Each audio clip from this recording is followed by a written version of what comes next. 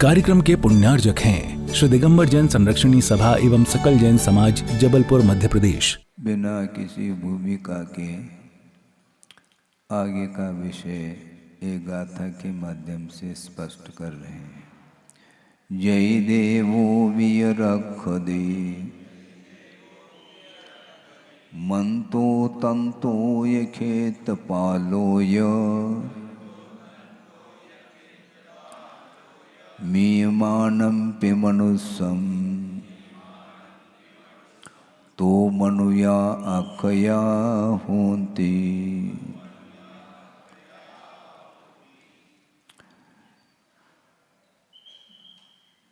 यदि देवलोग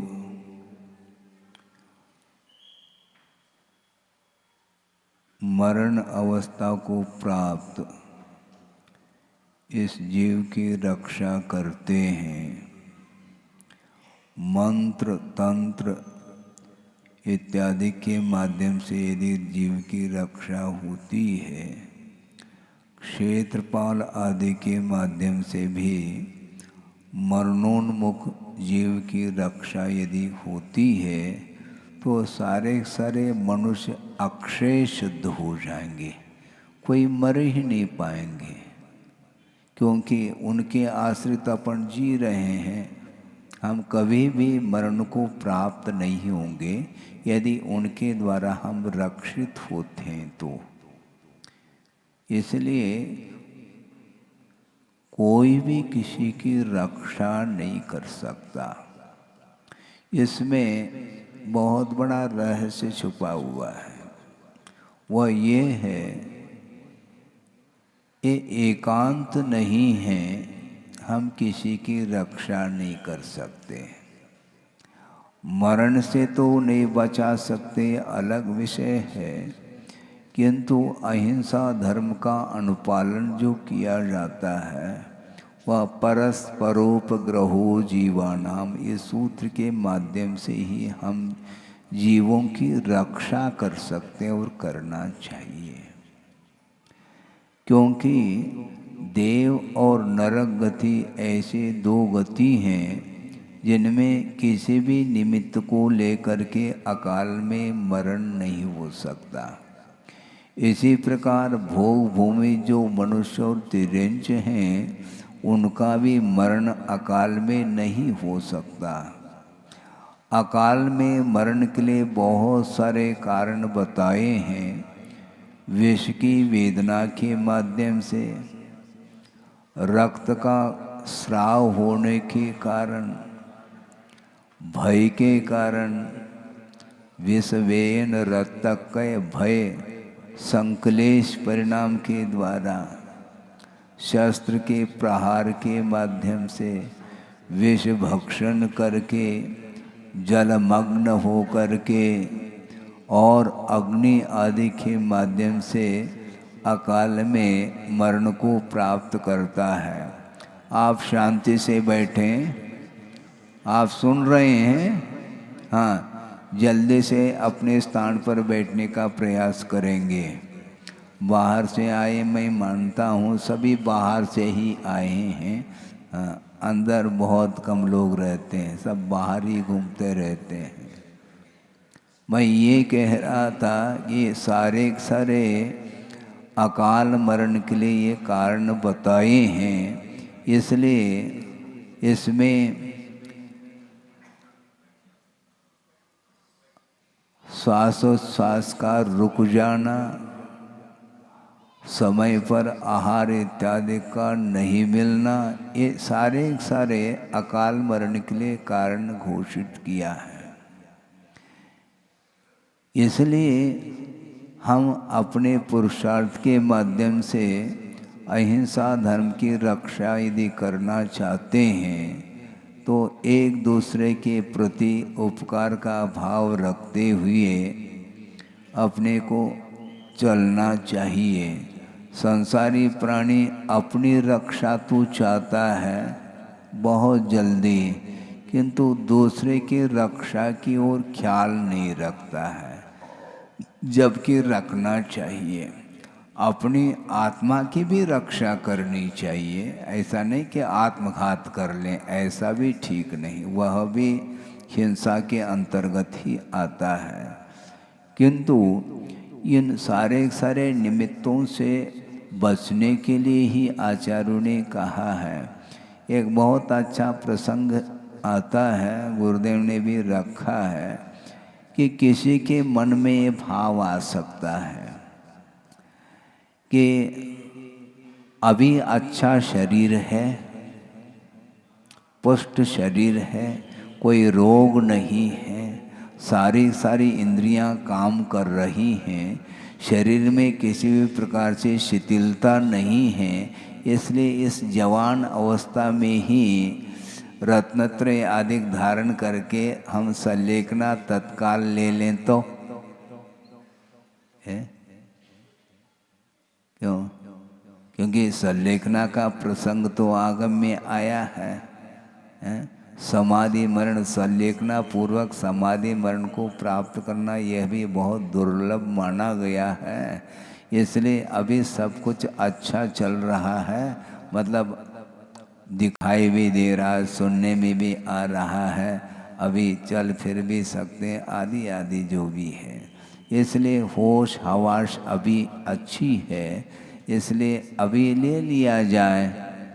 तो आचार्यों का ये कहना है ये ठीक नहीं, क्योंकि यह शरीर जो मिला है, ये मनुष्य पर्याय जो मिली है, रत्नत्रय की उपासना करने के लिए यह पर्याय मिली है, धर्म की आराधना करने के लिए बहुत ही ये उत्तम पर्याय मिली है। इस पर्याय का सदुपयोग करना चाहिए।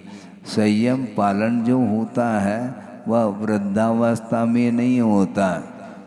क्या हम बाद में ले लेंगे? क्या लेंगे बाद में? क्या लेंगे? मरणासन्न होने के बाद उस समय शरीर में कोई भी क्षमता नहीं रहती है। प्रासंगिक एक श्लोक मुझे स्मरण में आ रहा है, ये कहाँ का श्लोक है मुझे ज्ञात नहीं, किंतु गुरुदेव के मुख से भी इस श्लोक को कई बार हमने सुना है। वो सुनी हुई बात को ही हम सुनाते रहते हैं। यावत् स्वास्थ्यम शरीरस्य, डॉक्टर साहब, यावत् स्वास्थ्यम शरीरस्य यावत् चेन्द्रिय संपदः तावत् युक्तम तपः कर्म वार्धक्ये केवलम श्रमः। वृद्धावस्था में केवल श्रम ही होता है, तप नहीं हो सकता। जब तक स्वास्थ्य ठीक है, शरीर अच्छा है, जब तक इंद्रियां काम कर रही हैं, कोई रोग आदि नहीं है, कोई भी प्रतिकूलता नहीं है, और विशेष रूप से तप साधना करने की क्षमता शरीर के अंदर है, तो शुभ से शीघ्रम करना चाहिए, ये कहा गया। क्योंकि वृद्धावस्था में वह न उठ सकता है, न बैठ सकता है, न आंखों में कोई रोशनी उसकी है, और सुनने में भी नहीं आता, बल्कि स्मरण शक्ति, मेमोरी, वह भी धीरे धीरे, याददाश्त कमज़ोर हो रहा है महाराज। वो तो होगा, कब होगा फिर? बाल्यावस्था में ही कमज़ोर नहीं रहता, किंतु धीरे धीरे ढलता सूरज जो है ना, वो ढलेगा वो। तो ऐसी स्थिति में इस प्रकार की नौबत न आए, उसके पहले ही अपने को रत्नत्रय की उपासना करने के लिए शरीर मिला है निरोग। यदि इसको जवान अवस्था में ही हम यदि संलेखना पूर्वक समाधि मरण करना चाहते हैं, तो उसमें आचार्य कहते हैं कि असंयम का पोषण होगा। असंयम का कैसा पोषण होगा महाराज? इसलिए होगा, मरण होने के उपरांत ज़्यादा तुम्हें देव पर्याय मिलेगी, वहाँ पर संयम है क्या? सागरोपम आयु तो वहाँ पर है, आपको मिल सकती है, मिलेगी, किंतु वहाँ पर किसी भी प्रकार से न देश संयम का अनुपालन कर पाएंगे, न सकल संयम का अनुपालन कर पाएंगे। वहाँ पर रोग नहीं, निरोग शरीर है, सप्त धातु से रहित है, दैदीप्यमान वह शरीर है। और यहाँ तक कि इतना पुण्य तो रहता है कि जहाँ पर अकृत्रिम चैतालय हैं उनकी वंदना, उनकी पूजा अर्चन करने के लिए, और भी जो मध्यलोक में जो नंदीश्वर द्वीपादिक हैं वहाँ पर जा कर के अकृत्रिम जो जिनालय हैं उनकी वंदना आदि करने का भी उन्हें अवसर प्राप्त हो सकता है, ये अलग विषय है। किंतु संयम धारण करने के लिए वहाँ पर वातावरण नहीं है, क्योंकि अति साता के उदय में भी संयम की ओर ध्यान नहीं जाता, और अति असाता के उदय में भी संयम का पालन नहीं हो सकता। इसलिए नरकों में तीव्र असाता का उदय है और देव प्रजा में तीव्र साता का उदय है। साता वेदनी की उदीर्णा छठे गुणस्थान तक, ये ध्यान रखो, सप्तम गुणस्थान में साता की उदीर्णा नहीं, क्योंकि साता की उदीर्णा में संयम का अनुपालन नहीं होता। छठे गुणस्थान तक असाता वेदनी की उदीर्णा की सीमा बताई है। तो इसीलिए जब यह शरीर व्यवस्थित रहता है तो उस समय भगवान याद आ सकते हैं, और तीव्र साता का उदय हो गया तो भगवान भी याद नहीं आएंगे। याद आते हैं भगवान? नहीं आते हैं। और मान लो असाता की थोड़ी सी उदीर्णा हो गई, हरारत, हड़पुटन होने लगा, सिर दर्द होने लगा, तो उस समय देख लो, हे भगवान, अच्छा। और उसके पहले भगवान कहाँ गए थे? भगवान तो मंदिर में वेदी पर ही विराजमान हैं, लेकिन भगवान याद क्यों नहीं आते? सुख के क्षणों में भगवान को भूल जाता है संसारी प्राणी, और दुख के क्षणों में बार बार भगवान को याद करता है। हे भगवान, कौन सा कर्म का उदय आ गया? और यहाँ तक वह कहता है कि जल्दी उठा लो भगवान, सहा नहीं जाता, असह्य वेदना हो रही है। इसलिए मरण के समय पर भी वह याद करता है, जल्दी से मर जाऊं तो कम से कम वेदना से मुक्त हो जाऊं। ये भाव आते हैं। शारीरिक और मानसिक पीड़ा से जब ग्रस्त हो जाता है उस समय न जाने कौन कौन से परिणाम वो कर लेता है। प्रतिकूलता सही नहीं जाती, सुख सुविधा के साथ जीवन व्यतीत करना चाहता है, किंतु आचार्य कहते हैं यह जो शरीर मिला है, ये जो पर्याय मिली है, ये रत्नत्र की उपासना करने के लिए अथवा यथायोग जो है व्रतों की आराधना करने के लिए, यम संयम नियम इत्यादि के अनुपालन करने के लिए शरीर मिला है।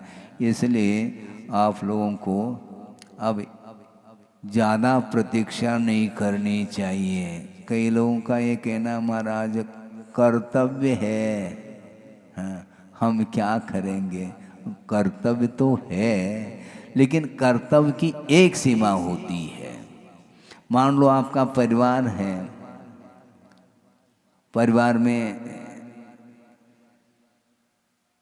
बच्चे जब तक छोटे रहते हैं तब तक पालन पोषण की बात आती है, और धीरे धीरे वो बड़े हो रहे हैं, हो गए हैं, और यहाँ तक कह रहे हैं पिताजी को कि पिताजी आप थोड़ा सा घूम आओ, आप यात्रा कर लो, हैं? हैं? आप महाराज के पास पहुंचो, भले ही महाराज बनो या न बनो, ये बात अलग है, लेकिन आपके लिए हम अवसर दे रहे हैं कि इस उम्र में ये अब धर्म करने का ये समय है, इसलिए हम तो खड़े हो गए और आप खड़े नहीं हो पा रहे हैं, इसलिए वहाँ पर बैठ जाओ, आप सभा में पहुँचो, आप धर्म श्रवण करो, हम दुकान देख लेंगे। इस प्रकार की यदि उनकी क्षमता अंदर आती है तो उनके लिए दायित्व देना चाहिए, हैंडओवर। अभी भी वो 80 साल का हुआ, 90 को छू रहा है, फिर भी स्वयं हैंडल करना चाह रहा है, ये ठीक नहीं। हैंडओवर कर दो। हाँ बिल्कुल करना ही चाहिए, नहीं है तो वह अवस्था आएगी, उस समय आप कुछ भी नहीं कर पाएंगे, तो तय है,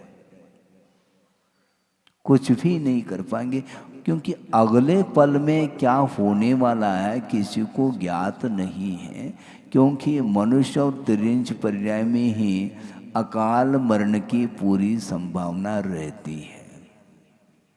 रोग आदि हो गया, भयानक रोग हो गया, अब क्या कर लोगे, अब तो पश्चाताप हाथ लगेगा और कुछ नहीं लगना है।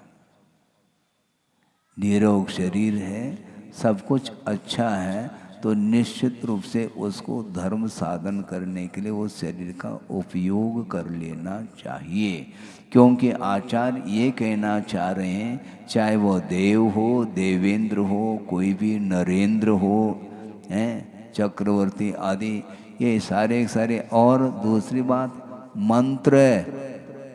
मंत्र के माध्यम से भी जीव की रक्षा संभव नहीं है। अकाल मरण से बचाया जा सकता है, किंतु मरण से नहीं बचाया जा सकता। मणि मंत्र तंत्र बहु होई, बस ये पूरा कंठस्थ है आप लोगों को। मैं भले ही भूल सकता हूँ, मरते न बचावे कोई, ऐसा कहा जा रहा है। मंत्र के माध्यम से, तंत्र अर्थात औषध आदि के माध्यम से रक्षा संभव नहीं है। बल्कि जहाँ पर अकाल मरण नहीं है, ऐसे देव और नरक गति और भूमि के जो जीव हैं, वे अकाल मरण को तो प्राप्त नहीं हो सकते, किंतु मरण को ही प्राप्त नहीं होते, ऐसा थोड़ी होता है। इंद्र भी हो, अहमेंद्र भी हो, तो आयु कर्म के आश्रित ही उसका जीवन चल रहा है, इसलिए किसी भी पल में आयु समाप्त हो सकती है। क्यों नहीं होगी? भले ही वह सागरूपम आयु है, ये अलग वस्तु, किंतु एक समय गुजरते गुजरते गुजरते वो पूरा का पूरा समय व्यतीत हो जाता है, फिर बाद में वह मरण सामने है। फिर कहाँ जाना है? जहाँ जिस गति का तुमने बंद किया है वहाँ पर जाना पड़ेगा। तो ये सारा वैभव छूटेगा क्या? तो छूट नहीं है, तुम छोड़ो अथवा न छोड़ो, छूटेगा वो। इसलिए छूटने के पहले छोड़ दो तो ज़्यादा अच्छा है? ये नहीं होता, चाबी छूटती नहीं, चाबी जो है ना वो छूटती नहीं, हैंडल करना चाहता। वो बहुत रस आता है, बताते हैं उसमें, वही जाने वो। हाँ, वृद्ध होने के बाद उठने बैठने की क्षमता नहीं है, लेकिन थोड़ा 10-15 मिनट स्वाध्याय कर लो।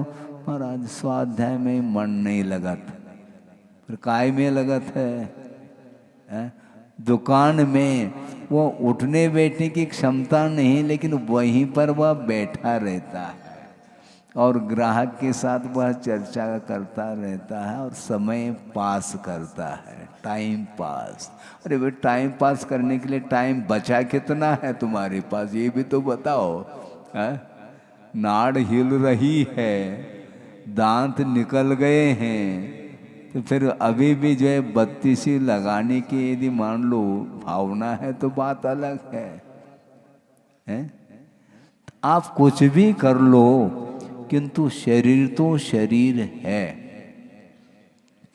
देव परिणा में रोग इत्यादि नहीं है, अकाल मरण भी नहीं होता है, इसके उपरांत भी मरण तो अनिवार्य है। हाँ, बल्कि देव लोग भी कुछ ऐसे होते हैं जो मानसिक पीड़ा से पीड़ित रहते हैं, तो उनके मन में भी आता होगा कि जल्दी से जल्दी, लेकिन जल्दी नहीं होती, वहाँ पर समय पर ही मरण होगा। तो आचार्य ये कहना चाहते हैं कि जीव की रक्षा हम नहीं कर सकते हैं, क्योंकि आयु कर्म के उदय के साथ ही जीवन चलता है, और आयु क्षयेन मरणम, आयु के क्षय से निश्चित रूप से उसका मरण होना है। लेकिन महसूस किसको होता है? बालक को मरण का एहसास नहीं होता है, वो जानता ही नहीं मरण क्या होता है। मान लो घर में किसी की गमी हुई है, फिर भी वह नाती गोद का जो बालक है उसको कोई भी इससे प्रयोजन नहीं। अभी शव है घर में, इसके बाद में वह जानता ही नहीं है, और वह सब लोग रो रहे हैं, लेकिन वो भी रो रहा है काय के लिए, मुझे कुछ खिलाओ। इस उद्देश्य को लेकर के वो रो रहा है, उसको ज्ञात ही नहीं कि मरण क्या होता है, जीवन क्या होता है। तो ऐसी स्थिति में उसके लिए कुछ कहा नहीं जा सकता, किंतु आप लोग समझदार हैं ना, किंतु वस्तुतः समझदार ही मझधार में चला जाता है। समझ में आ जाए तब की बात है। इसलिए वस्तुतः रक्षा तो संभव नहीं, किंतु अकाल मरण से बचाया जा सकता है, ऐसा कहा जा रहा है। किंतु मरण से पूरी तरह से, मरण से यदि रक्षा होगी, तो वो सारे वो मनुष्य अथवा तिर्यंच ये अक्षय शुद्ध हो जाएंगे, हमेशा रहेंगे, फिर मरण तो होगा ही नहीं। बहुत अच्छा हो जाएगा, कैसा अच्छा हो सकता है वो, मरण होगा। यहाँ तक कि आचार्यों ने ये कहा कि मनुष्य और तिर्यंच गति में अकाल मरण भी होता है। बहुत सारे निमित्त गिनाए हैं हमने आपके सामने, और एक और बहुत महत्वपूर्ण कारण बताया है अकाल मरण के लिए, अनीति। आप समझ रहे, अनय, अनय अर्थात अनीति के माध्यम से भी अतीत में अनंत बार वह अकाल में मरण को प्राप्त हुआ है। महाराज, ये हमें बात समझ में नहीं आती, आपको कैसे समझ में आएगी वो?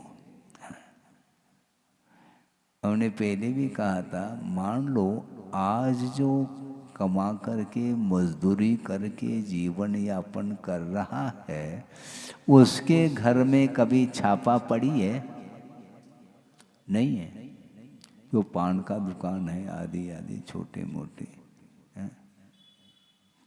चाट के ठेले, तो उसके पास गिनने के नोट, गिनती के नोट है उसके सामने, बस उतना घंटे 2-4 घंटे में उतना कमा लेता है, और वह भोजन बना करके खा लेता, फुर्सत। अब उसके पास कुछ है ही नहीं संपदा, तो कौन जाएगा चोरी करने के लिए? और जो बिल्कुल गिनीज बुक में आ रहा है, तो सबके निगाह में है वो, भैया वहीं चलो, माल मिलेगा।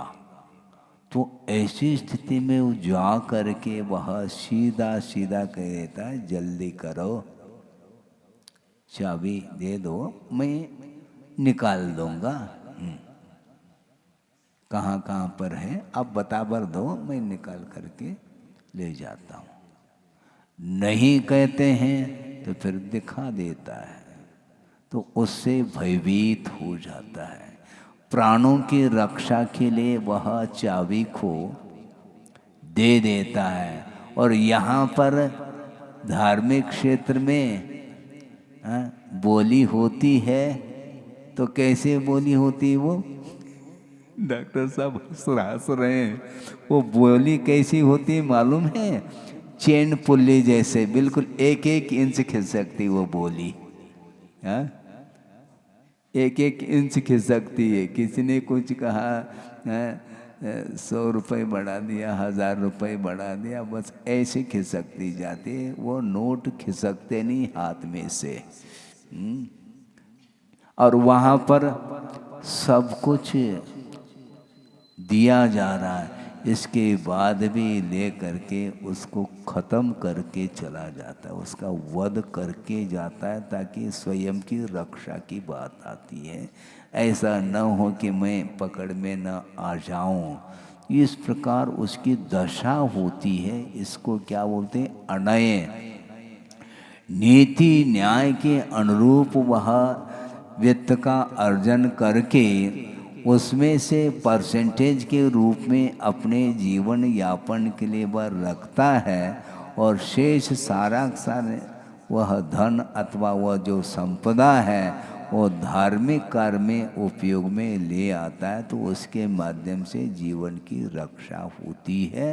और मान लो और कोई भी अड़ोस पड़ोस के जो लोग हैं जिनके पास धन की कमी है, निर्धनी हैं, गरीब हैं, उनके जीवन यापन के लिए वह उसका उपयोग कर लेता है परोपकार की दृष्टि से।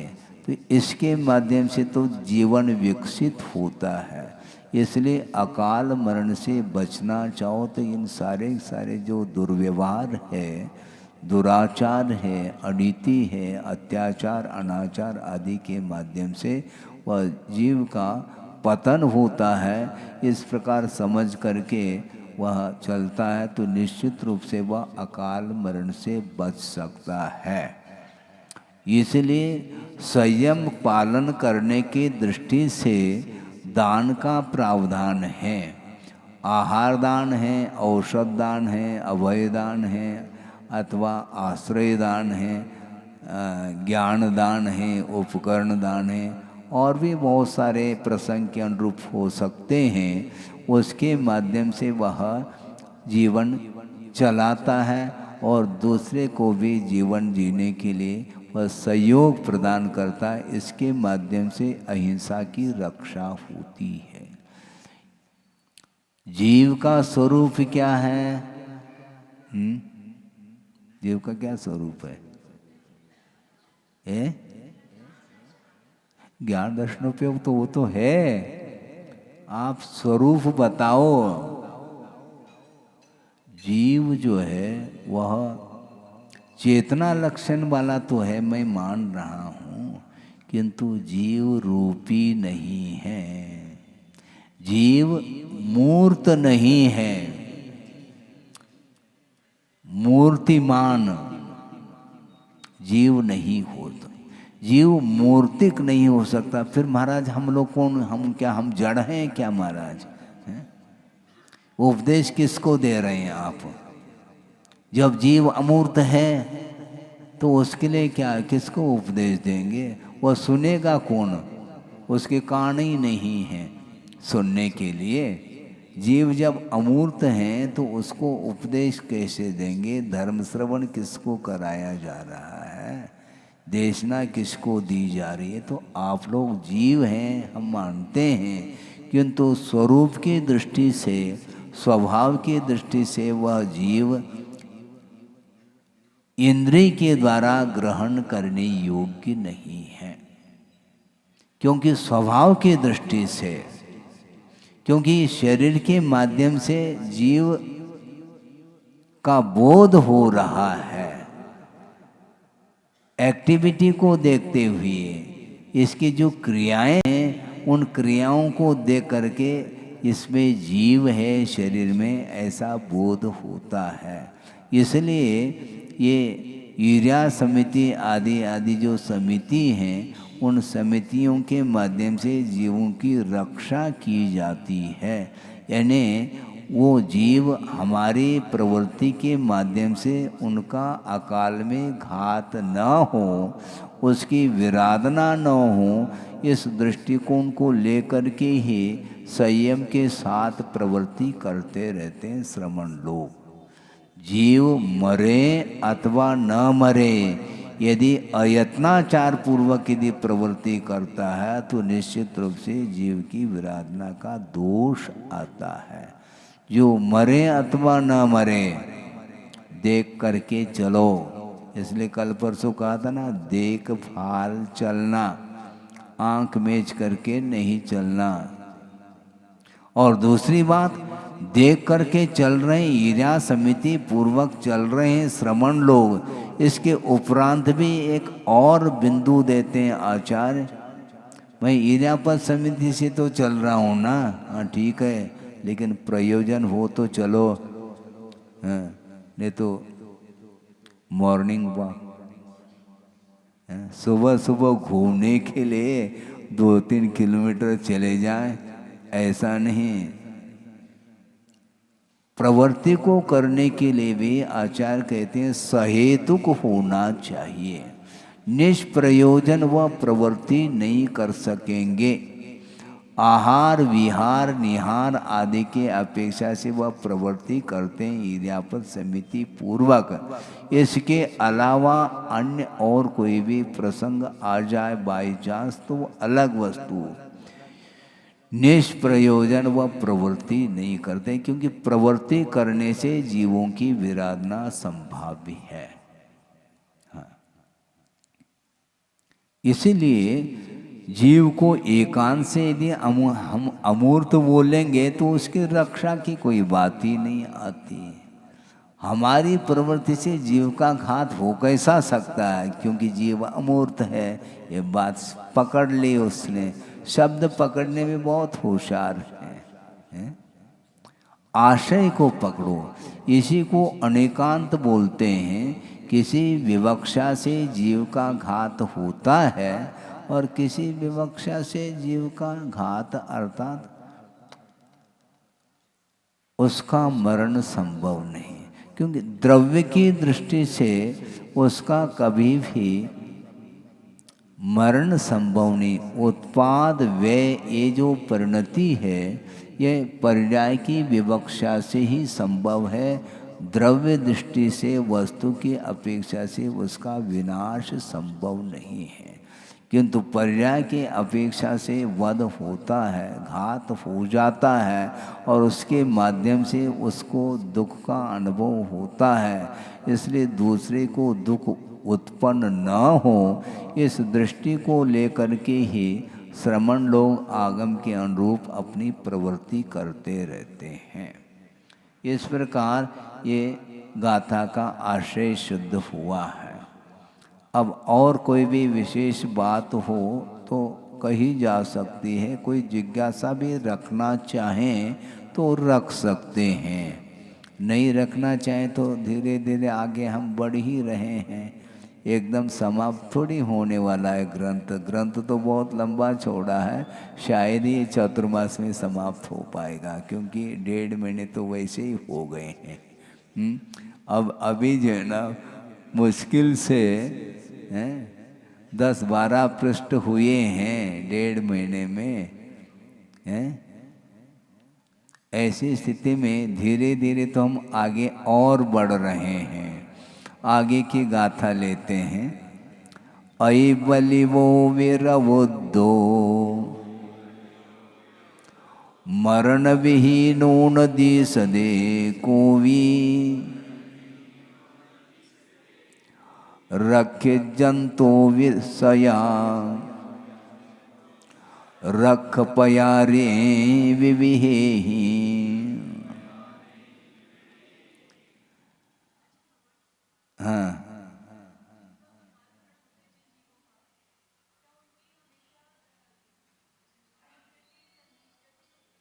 हाँ हाँ,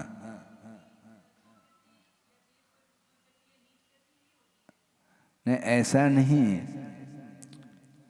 उसी भव से मुक्त होने वाले हैं उनका भी अकाल मरण हो सकता है ना।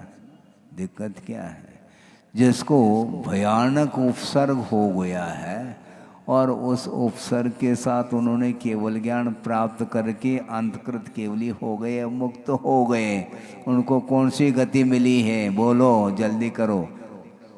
पंचम गति। वो दुर्गति है क्या? नहीं है, क्योंकि कर्म के उदय से यदि मान लो मरण होता है ये अलग विषय है, किंतु मरण होने के पहले यदि आयु का बंध कर लिया है तो उसका अकाल मरण संभव नहीं, एक सिद्धांत है।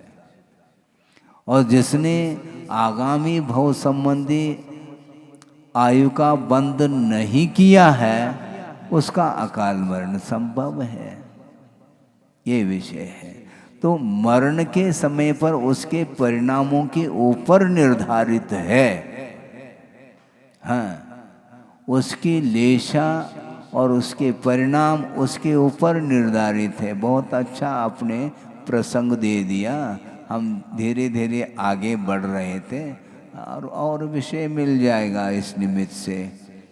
ये अनिवार्य नहीं है कि अकाल मरण के साथ दुर्गति ही हो, हाँ, और सकाल मरण के साथ सद्गति ही हो, ऐसा कोई नियम है क्या? तो नियम क्या बनाना चाह रहे हैं आप? हैं? जिसका अकाल मरण नहीं उसकी सद्गति हो जाएगी, ऐसा कोई नियम नहीं है। नियम ये है कि उसके परिणाम के ऊपर निर्धारित है। जैसे पहले भी ये प्रसंग दिया था, वो अलग प्रसंग था, उस उदाहरण को यहाँ पर प्रसंग बनाया जा सकता है। वो ये है,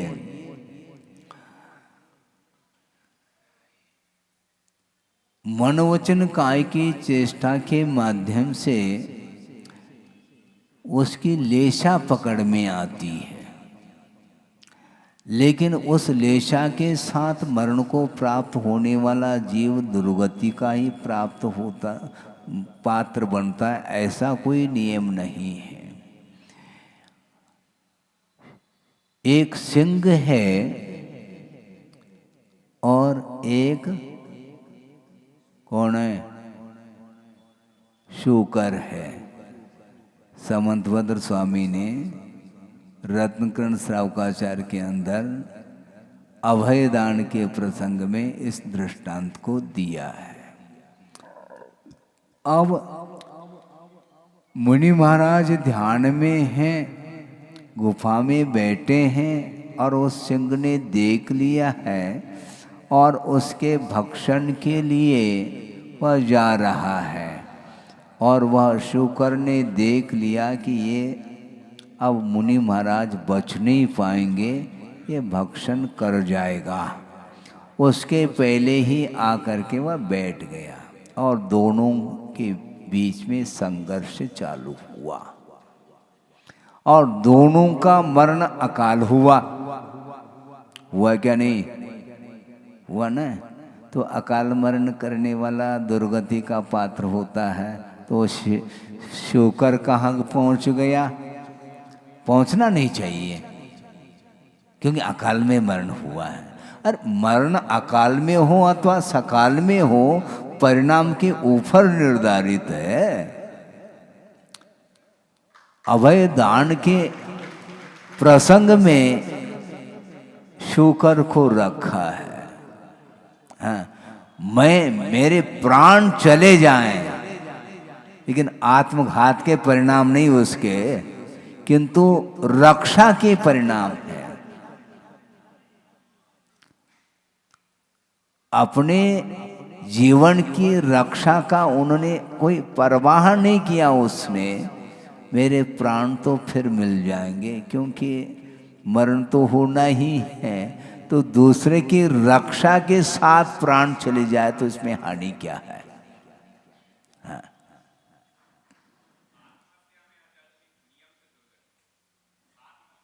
हाँ।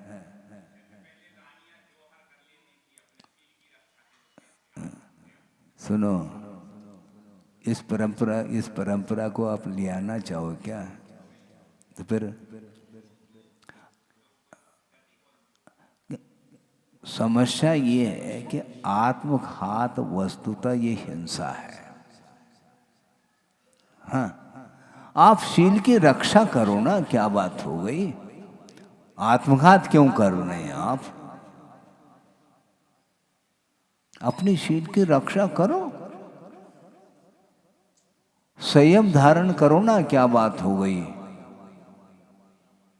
संयम धारण करके मरण को प्राप्त हो जाए, कोई उपसर्ग कर ले, ये अलग विषय है। स्वयं क्यों घात करें? दूसरे के द्वारा उपसर्ग हुआ और उपसर्ग के माध्यम से जीवन का अवसान हुआ, इसमें किसी भी प्रकार से पाप का बंध नहीं होगा। किंतु आत्मघात करना ये ठीक नहीं माना गया है, क्योंकि जीवों की रक्षा की बात करो। जिस प्रकार दूसरे के जीवों की घात से हम बचते हैं, उसी प्रकार आत्मघात से भी अपने आप को बचाना चाहिए। किसी के थ्रू घात हो रहा है वह अलग विषय है, सुसाइड करना चाहिए।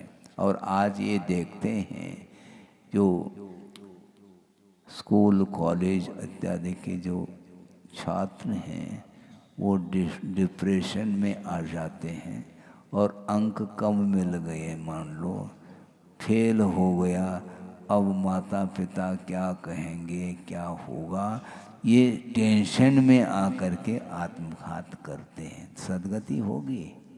बोलो। आप अभी तो कह रहे थे ना शील की रक्षा के लिए, यहाँ पर कौन सी रक्षा हो रही मुझे बताओ आप? समस्या ये है कि वस्तुतः हम किस लिए जी रहे हैं इसका ख्याल ही नहीं है। जीवन मिला है, उसको धर्म की आराधना करते हुए पूरा जीवन मान लो 10 दिन में ही निकल जाए, हमें कोई बाधा नहीं। एक संक्षेप प्रत्याख्यान नाम का भी प्रसंग आता है। प्रत्याख्यान, एक बृहद प्रत्याख्यान होता है और एक संक्षेप प्रत्याख्यान। मूलाचरण में इसका अच्छा वर्णन मिलता है कि समय पर विधिवत संलेखना लेकर के समाधि मरण करना, ये बृहद प्रत्याख्यान के अंतर्गत आता है। किंतु उपसर्ग आ गया सामने, अब मरण निश्चित है, तो तत्काल प्रत्याख्यान कर लेता है। अब ये उपसर्ग दूर नहीं होगा तो अन्न जल का त्याग करके वह नमोकार मंत्र का उच्चारण करता करता वह संलेखना मानी जाती है, आत्मघात नहीं। क्योंकि दूसरे के द्वारा आक्रमण हुआ है। देवकृत उपसर्ग हो सकता है, मनुष्यकृत हो सकता है, तिर्यंचकृत हो सकता है, और प्राकृतिक आपदा के कारण भी अकाल में मरण हो सकता है। उस पोजीशन में, उस अवसर पर वह सावधानी के साथ आगम के अनुरूप वह चारों प्रकार का आहार का त्याग करके वह, क्योंकि धर्माय तनु विमोचनम कहा, धर्म की रक्षा करने की दृष्टि से वह संलेखना को अंगीकार कर रहा है और वह प्रीति पूर्वक ग्रहण करता है, ऐसा आगम में उल्लेख है। जोशिता सेविता ऐसा नहीं कहा, संलेखना को वह ग्रहण करना ऐसा नहीं, प्रीति पूर्वक, बाध्य नहीं। संलेखना दी नहीं जाती, संलेखना ली जाती है। हाँ, बार बार कहने के उपरांत भी हम साहस नहीं होता। क्या साहस करना, बार बार, क्योंकि बोलने की क्षमता नहीं रही। अब क्या करना चाहो, है? इच्छा शक्ति इसकी समाप्त नहीं होती। और जीवों, ये लास्ट में भी संलेखना के ये 5 अत्याचार गिनाए हैं। जीने की इच्छा, मरने की इच्छा, मित्रानुराग, हाँ, सुखानुबंध और निदान, ये 5 अत्याचार हैं। निर्दोष संलेखना उसकी होती है, इन दोषों से ऊपर उठ जाता है। तो हम ये कहना चाह रहे थे कि मरण के समय पर उसके परिणाम किस रूप में हैं उसके ऊपर निर्धारित है। उसी समय यदि मान लो आयु का बंद करने का अवसर आ भी जाता है तो शोकर कहाँ पहुँच गया ये देख लो। इसलिए ये आगम के अनुरूप आप सोचिए। आगम में ये लिखा है क्या, आपने पढ़ा है क्या कि अकाल मरण से जो आयु कर्म समाप्त हो जाता है तो उसके माध्यम से वह नीच गति को प्राप्त करता है। ऐसा हमें आगम चाहिए, बस नहीं है। उसके परिणाम किस रूप में हैं उसको लेकर के कथन करो। हाँ, बहुत कठिन काम है ये। और ये मनुष्य और तिर्यंच ऐसे हैं जो मरना नहीं चाहते हैं और देव में अकाल मरण है नहीं। और बचे कौन, एक नरक गति का वह जीव नारकी, वह पल पल मरना चाहता है किंतु मरण नहीं होगा। क्योंकि 1 सेकंड में मरण हो गया मान लो तो उस दुख से, अनंत दुख से वह बच जाएगा ना, ऐसा नहीं बच सकता। हाँ, एक क्षण के लिए जिसने पाप किया है उसका परिणाम इतने सागरोपम आयु तक भोगना पड़ता, वो भोगी। आप ये व्यवस्था किसी ने दी नहीं, ये सिद्धांत है। किसी ने व्यवस्था दी हो नहीं, व्यवस्थित है। जो व्यवस्थित है उसी को आगम में उसका वर्णन मिलता है। तो इसलिए नीच गोत्र का बंध जो करेगा वह नीच गोत्र में जाएगा ना। तो ये कर्म सिद्धांत को क्यों भूल रहे हैं आप? अकाल मरण होने से वह नीच गति को जा रहा है तो नीच गोत्र के बंद करने की आवश्यकता क्या फिर है? दूसरे की निंदा और आत्मा की प्रशंसा करने से नीच गोत्र का बंध होता है। ये व्यवस्था क्यों दे रहे हैं आप आगम में?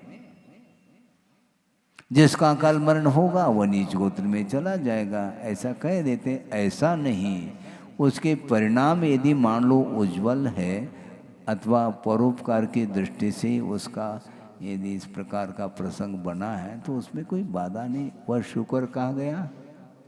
स्वर्ग गया क्या? नहीं गया है।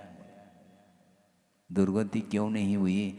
और वो सिंह की दुर्गति क्यों हुई? दोनों के अकाल मरण है। तो एक नीचे जा रहा है और एक ऊपर जा रहा है, इसका कारण क्या? कारण पकड़ो। दोनों अकाल मौत से ही मरे हैं, लेकिन एक को सदगति मिली और एक को दुर्गति मिली। इससे स्पष्ट है परिणाम के ऊपर ही निर्धारित है।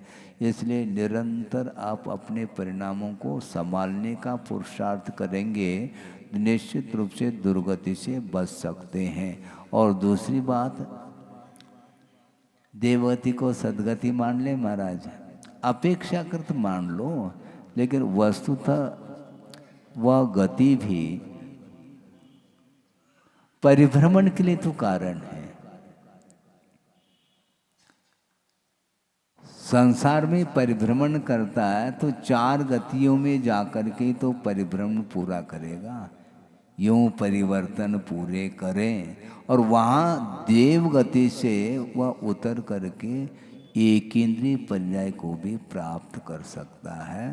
प्रथम या दूसरे स्वर्ग तक के जो देव हैं भवनत्रिक, और प्रथम सौधर्म और ईशान स्वर्ग तक के जो देव हैं, सारे के सारे देव ऐसा नहीं कहा जा रहा, किंतु जिसके परिणाम जो है ना संक्लेशित हो जाते हैं, तो उसके माध्यम से वह एक इंद्रिय का भी बंध कर लेता है।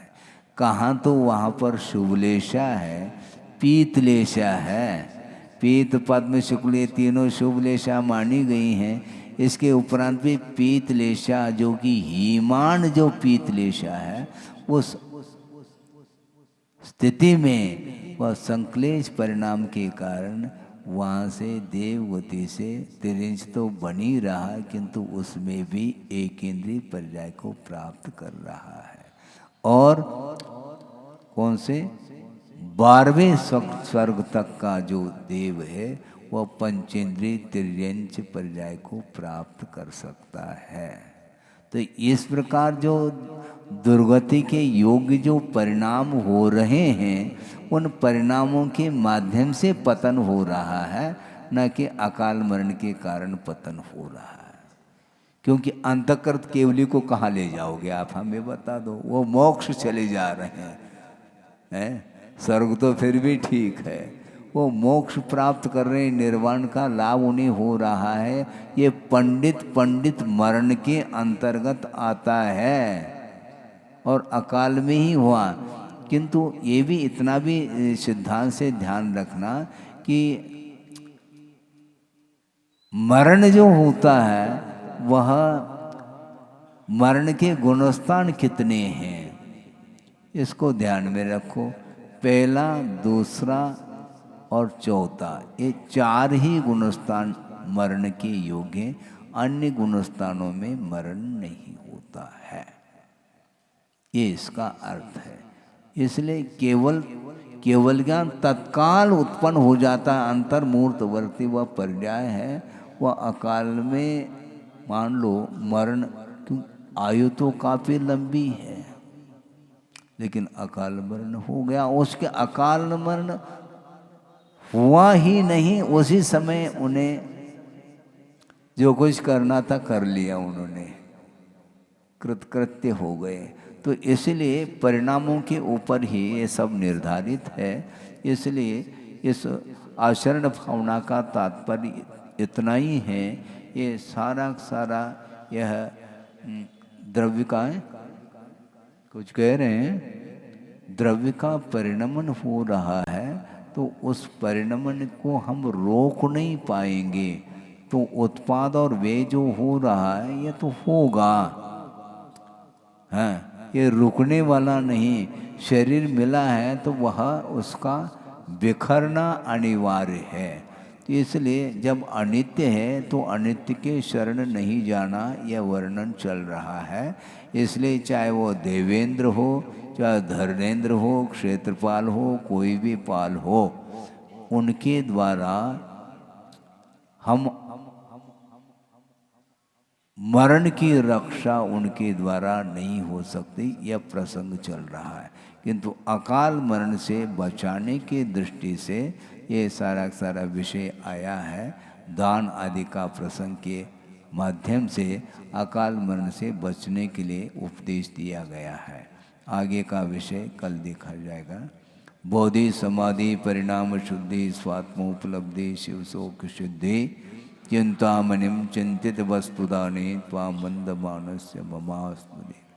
परम पूजाचार्य गुरुवर श्री विद्यासागर जी मुनि महाराज की। इस कार्यक्रम के पुण्यार्जक थे श्री दिगंबर जैन संरक्षणी सभा एवं सकल जैन समाज, जबलपुर, मध्य प्रदेश।